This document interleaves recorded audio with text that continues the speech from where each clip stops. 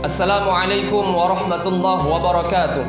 Saya Akbar Miswari, Ketua Forum Dai Milenial Provinsi Aceh, mengucapkan selamat menunaikan ibadah puasa di bulan suci Ramadan 1441 Hijriah untuk seluruh umat Islam.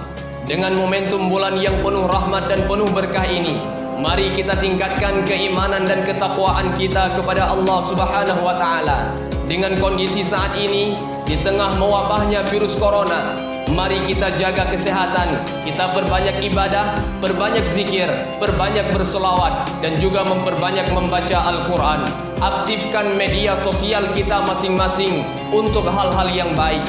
Saatnya kita berdakwah melalui media sosial, bersilaturahmi melalui media sosial, bersedekah melalui media sosial, dan belajar pun melalui media sosial. Marhaban ya Ramadan. Wassalamualaikum warahmatullahi wabarakatuh.